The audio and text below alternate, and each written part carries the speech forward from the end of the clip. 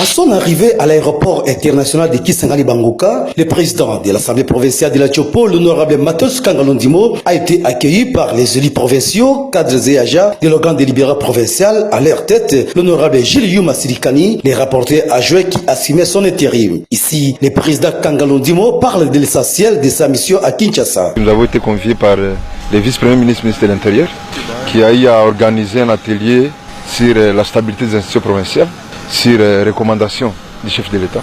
Et le gouvernement de la République ne devrait que matérialiser cela au travers de cet atelier qui a été organisé à Kinshasa, où tous les membres du bureau, les gouverneurs et vice-gouverneurs étaient conviés à y prendre part. Et nous, en notre qualité aussi du président de l'Assemblée provinciale, nous avons pris part à ces assises-là qui nous ont tous réunis.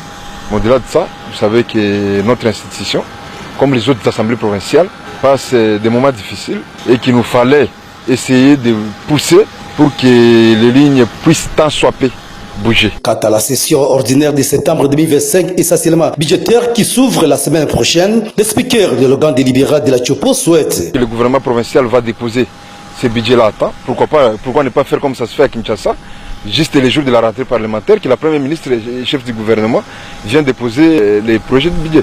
Nous avons crois que si chez nous aussi, ça se fera de la même manière, nous aimerions voir le gouvernement provincial venir déposer le 30, qui sera le jour de la rentrée parlementaire, ces projets de budget. Ça va énormément nous arranger. Et nous, de notre côté, nous allons nous assurer à ce que ça soit une rentrée très apaisée, une rentrée calme, où les députés vont se concentrer à l'essentiel. Le numéro 1 de la première institution provinciale n'a pas manqué de placer un mot au sujet de l'insécurité qui bat record ces derniers temps à Kisangani. Nous rentrons dans un contexte où l'insécurité continue de battre son record au niveau de la province de la Tchopo en général, de la ville de Kisangani en particulier. C'est également une occasion pour nous de lancer un appel à notre population, de rester de plus en plus vigilante.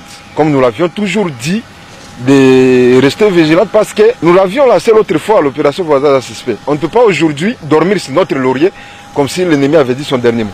Nous devons continuer de rester vigilants, que notre population continue d'alerter au maximum, continue de veiller sur son voisin, continue de voir qui est à ses côtés, qui fait quoi.